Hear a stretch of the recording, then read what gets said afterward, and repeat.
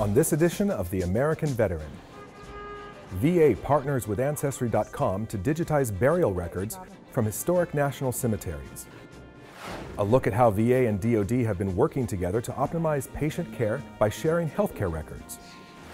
A look at the origin of Memorial Day, and meet a formerly homeless Marine who got his life back on track with the help of VA.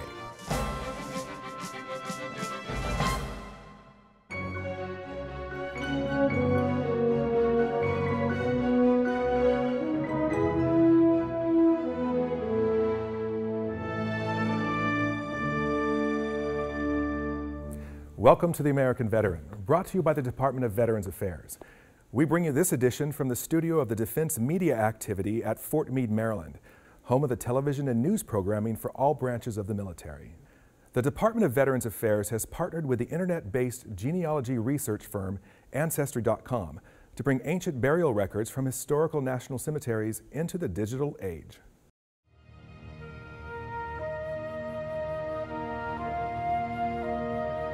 We knew from our visits to the national cemeteries that some directors had held on to historic burial ledgers. Many of them date back to the mid to late 1860s. We have approximately 160 ledgers that were maintained by the quartermaster of the U.S. Army, and those were transferred to the National Archives probably in the late 1930s. More recently, the Veterans Administration identified 60 more that were spread across the nation in various national cemeteries. Oh, we want to go back one. Did you see one? So James H. Robinson is the only Medal of Honor recipient buried at Memphis. We digitized over 9,000 pages. Once the ledgers were digitized, we packaged up the ledgers and sent them to the National Archives and Records Administration for safekeeping. Ancestry has been working with the National Archives for a number of years, digitizing records that they find are important to genealogists.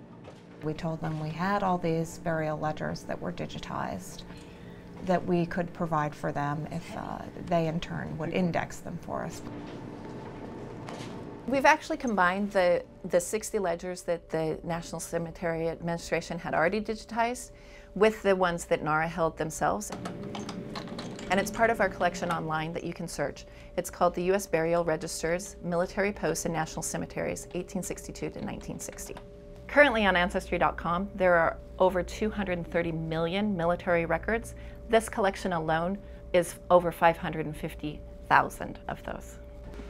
144 volumes of burial registers were shipped from the National Archives in D.C. to Ancestry's office in Silver Spring, Maryland. The archives maintain custody of those records through the shipment and through the scanning process, and 7 archives technicians went through each volume page by page to make sure that all the information that was necessary for veterans to do research was visible and could safely be imaged by Ancestry.com camera operators. The indexing took over 3,000 hours to key the individual records and the names. We have people here that are trained on how to handle these documents by the National Archives staff.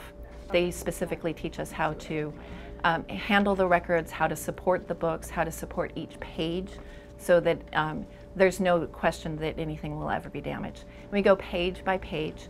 We save each of the pages at a high resolution, and then we combine those with the indexes that we've already created. And the two are served up on Ancestry.com for the veterans to find their records. The benefit to VA and to NCA in particular was the indexing of these records. Previously, you would have to know where someone was buried and go search them out in that cemetery's burial ledger.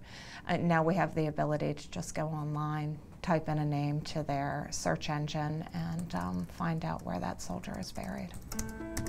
This one is the 3rd page of C's for New Bern National Cemetery in North Carolina. And there's a Charles W. Churchill. But what we can now do with Ancestry is we can go to the U.S. Burial Registers, Military Posts, National Cemeteries, 1862 to 1960 on Ancestry.com and type in his name. And first we have all the indexed information, his name, his death date, the cemetery ledger, the burial place, the age of death, and the birth year. And then we can pull up the actual page of the New Bern burial register that shows Charles W. Churchill. We wanted to get the ledgers out of the hands of the cemeteries. We wanted to get them out of daily use. A lot of them were already falling apart. Some had been inexpertly taped back together. One of our main missions is preserving the documentation and the records that we have for future researchers and your grandchildren and great-grandchildren, so they can come in and see the same records that researchers are looking at today. For people to connect with their families and connect to that past is very important, and we are very proud to be able to offer that to the Veterans Administration and through NARA. The partnership between the National Cemetery Administration, the National Archives and Record Administration, and Ancestry.com is invaluable. The historic preservation of these priceless burial ledgers is part of the National Cemetery Administration's celebration of the Civil War Sesquicentennial, commemorating 150 years. For more than a decade, VA and the Department of Defense have been working to simplify the process of sharing patient information. The goal is to optimize patient care at and between both institutions.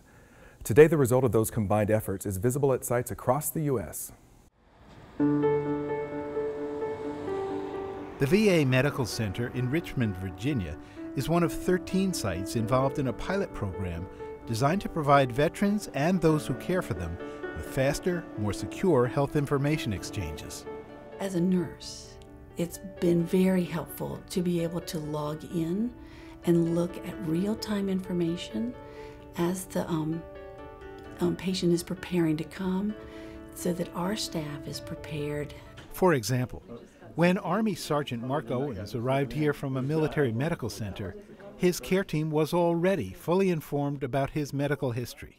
With this particular case, it was an example of the DoD sharing information coming in at exactly the right time. The nurses greeted me with open arms, and they took me in like a part of their family. I really felt comfortable coming down here. You got to tell them what your timeline and your expectations are. Sergeant Owens' attending physician at Richmond is Ajit Pai. More and more, the VA and DoD are looking to bring patients and families into their care on a very active basis.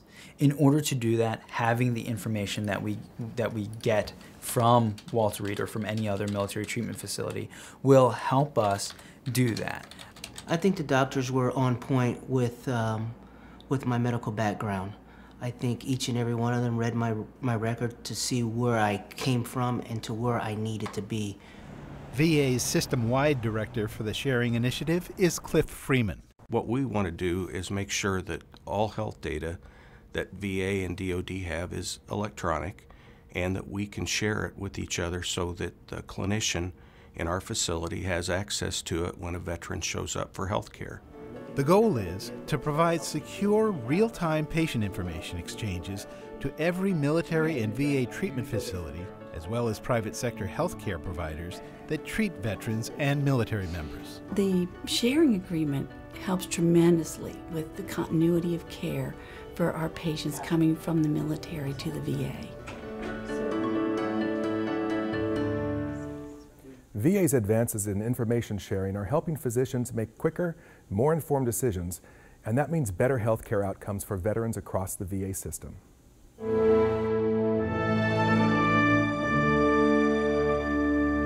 Homelessness is an issue that affects many veterans, and VA is here to help. In this video, a formerly homeless Marine recounts his journey, a story that I hope you find as inspirational as we did.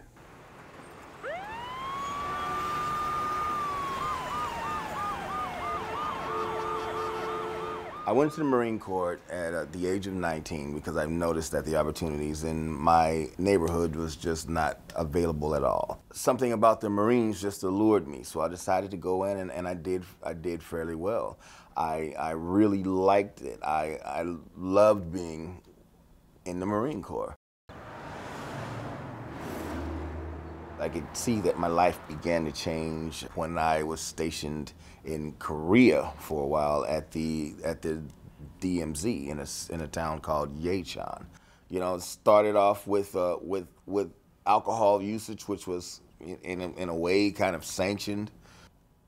And after I got out and there was no limits, that's when my addictions and substance abuse and in my knowledge now, my mental illness, they all caused my performance to spiral. After discharge, I wound up working for a company building helicopters.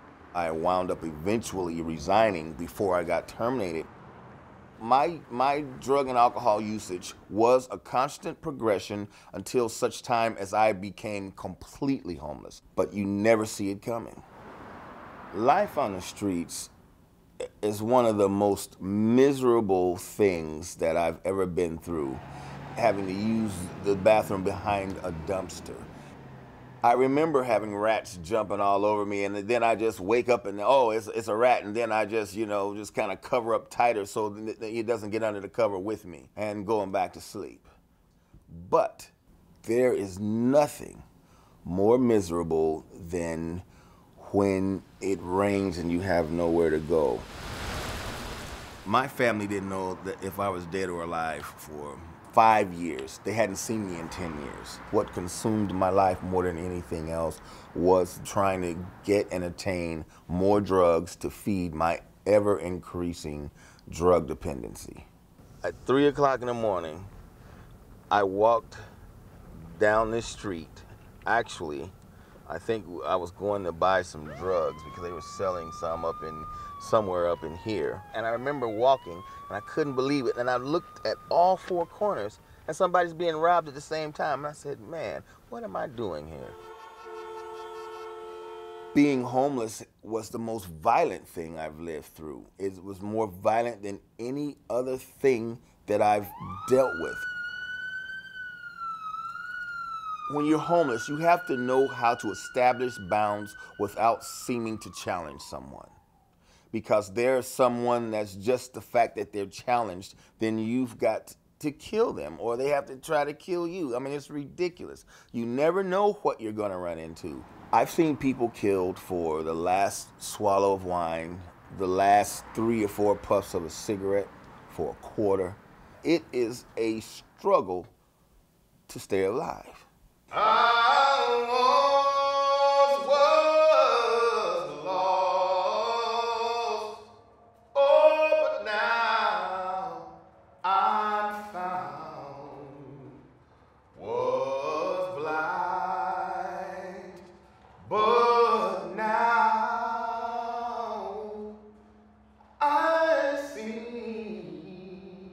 I had gotten out of being incarcerated for a violation. And then I'm down at Skid Row. Now I see homeless, and you see homeless all the time, but you never really see homeless that are so bad off that they have rags tied on their feet. This particular person had rags tied on their feet, and I remember seeing him saying to myself, man, I sure feel sorry for that dude. He walked down and he looked down at me and snarled and just jammed his hand in his pocket and pulled out the dollar and change, that's all he had, and shoved it at me and said, here, man, I feel sorry for you. And something about that got me. What did he see in me that made him feel sorry for me out of all these people to feel sorry for? And something about that just did not settle well with me. From that very moment, I didn't want another drink. I didn't want any drugs. I didn't want any, from that moment, and I can actually truthfully say that. And I took that dollar and change and I got on the bus and came to the West Los Angeles VA Medical Center. And my life has changed from that moment. Right now, I'm presently attending 2 schools. I'm attending Santa Monica College for one portion of my computer information systems, and I'm a junior at Cal State LA, also in computer information systems. I work for the Department of Veterans Affairs as a computer assistant. Okay, I'll take care of that for you. All right, goodbye. I am able to, at my job, help people with computer problems. I know every software, I know everything about how to repair the computers. When someone has a need, I'm able to fill that need with computer knowledge. Is this where you go to? Yes, okay, that's it. Okay, thank you. At the end of the day, I'm able to go home. I'm able to turn the key and I can go sit down and be safe, free, comfortable, clean, and open a refrigerator that's filled with food. Who'd have thought it? VA has established a national call center for homeless veterans or veterans at risk of becoming homeless. Counselors are available 24/7 at 1-877-4AID-VET. That's 1-877-424-3838. The Frank Buckles Memorial Act is named in honor of America's last World War I veteran. At his request, the World War I Memorial Foundation was formed to honor the nearly 5 million Americans that served in the war to end all wars.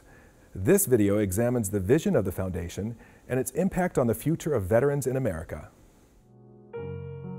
The Frank Buckles Memorial Act is named in honor of America's last World War I veteran. At his request, the World War I Memorial Foundation was formed to honor not himself, but the 5 million veterans that served during the Great War. Frank asked if we could come up with a way to have a memorial to all of the other Americans that served, the nearly 5 million of them that served during World War I, so that every school child that comes to the National Mall for their one big trip of their class, every person who visits from another nation or anywhere in the United States that goes to this nucleus of education, which is the National Mall, will learn a complete and comprehensive story of the sacrifice and valor of the veterans of the 20th century. From the men who spent months in rotting trenches, to the unknown soldiers who died in Flanders fields, the pilots, the sailors, the Marines, the nurses and doctors, our grandparents, fathers, mothers, and loved ones. At the end of the day, having a memorial is the only lasting reminder that is tangible, that is physical, that people can go to and reflect on and pay their honor and respect to that generation that served. To make sure we preserve the integrity of the mall, we capped the size of the memorial to no bigger than 1.5 acres. We also placed the memorial in the Constitution Gardens area. This is a perfect place for the World War I Memorial. It would sit between the Vietnam Memorial, the World War II Memorial. The Korean and DC memorials are across the reflecting pool. The history behind this spot is fitting. During World War I, the United States Navy and the Munitions Department used this very site as their administration buildings. This bill would build a World War I memorial on the very grounds from where our nation organized that war effort. Frank's dream was to have a memorial on the National Mall that honored every American soldier from World War I. The National Park Service has declared the mall as a place to honor our nation's veterans, to make their voices heard, and to celebrate our nation's commitment to freedom and equality. With the concept of placing a national World War I memorial to the veterans that served in Constitution Gardens in that area, it centralizes everything right there. So the children that visit the mall or the tour groups that visit the mall could chronologically walk around the mall and learn of all of the wars of the 20th century, all the sacrifice of the 20th century. We can learn from all the other powerful memorials on the mall, and what Frank always asked for was to have a simple memorial that is elegant, and it doesn't need to be big, it just needs to be there so that people can pause and reflect and learn. So as the world watches and our allies prepare for their centennial of World War I, here in America, we are anxious to show the world how we honor the legacy of our veterans.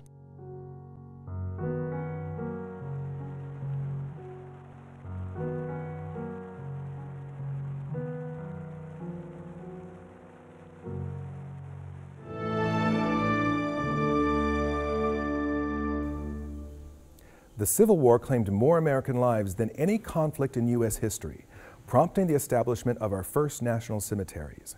By the late 1860s, various towns and cities across the nation had begun holding springtime tributes to these countless soldiers, decorating their graves with flowers. Let's take a look at how this tribute to our fallen troops began.